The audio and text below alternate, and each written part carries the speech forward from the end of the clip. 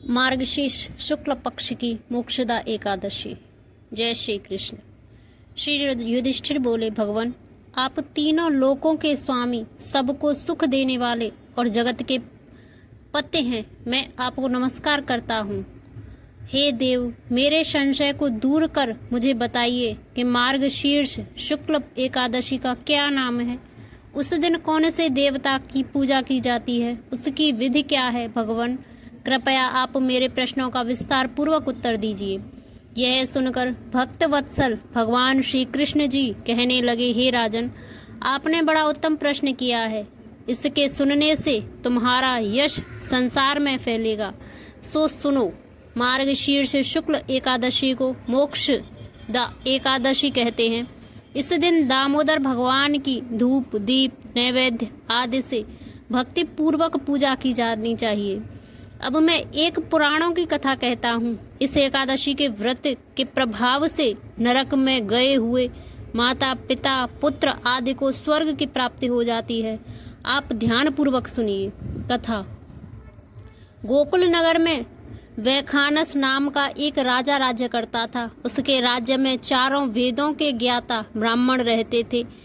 एक समय रात्रि को राजा ने स्वप्न में अपने पिता को नरक में पड़े देखा। इससे उसे बड़ा आश्चर्य हुआ और प्रातः होते ही ब्राह्मणों के पास जा अपनी स्वप्न कथा कहने लगा कि मैंने अपने पिता को नरक में पड़े देखा है और उन्होंने मुझसे कहा है कि हे पुत्र, मैं नरक में पड़ा हूँ, यहाँ से तुम किसी प्रकार मेरी मुक्ति करो। जब से उनके ये वचन मैंने सुने हैं, मेरा मन बड़ा अशांत है। मुझे इस राज्य, धन, पुत्र, स्त्री, हाथी, घोड़े आदि में कुछ भी सुख प्रतीत नहीं होता।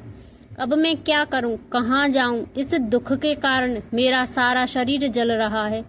अब आप कृपा करके कोई तप, दान, व्रत आदि ऐसा उपाय बताइए जिससे मेरे पिता को मुक्ति हो जाए। उस पुत्र का जीवन व्यर्थ है जो अपने माता पिता का उद्धार न कर सके। राजा के ऐसे वचन सुनकर ब्राह्मण कहने लगे, हे राजन, यहाँ समीप ही भूत भविष्य वर्तमान के ज्ञाता पर्वत ऋषि का आश्रम है। आपके प्रश्नों का उत्तर वे भले भांति दे सकते हैं। ऐसा सुनकर राजा मुनि के आश्रम पर गए। उसी जगह चारों वेदों के ज्ञाता साक्षात ब्रह्मा के समान पर्वत ऋषि बैठे थे।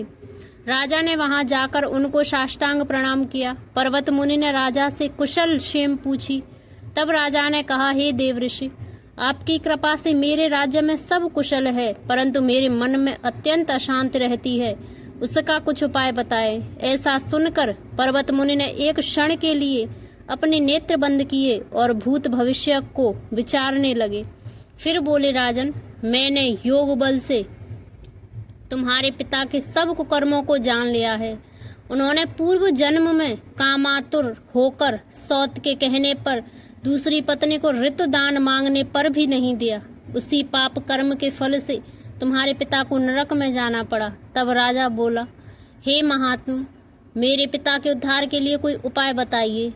पर्वत मुनि बोले, राजन, आप मार्गशीर्ष शुक्ल एकादशी को व्रत करें और उस व्रत के पुण्य को अपने पिता को संकल्प कर दें। उस एकादशी के पुण्य के प्रभाव से अवश्य ही आपके पिता की मुक्ति होगी। मुनि के वचनों को सुनकर राजा अपने महल में आया और कुटुंब सहित इस मोक्षदा एकादशी का व्रत किया। उस व्रत के पुण्य को राजा ने अपने पिता को अर्पण कर दिया। उस पुण्य के प्रभाव से राजा के पिता को मुक्ति मिल गई। वह स्वर्ग को जाते हुए अपने पुत्र से बोले कि हे पुत्र, तेरा कल्याण हो।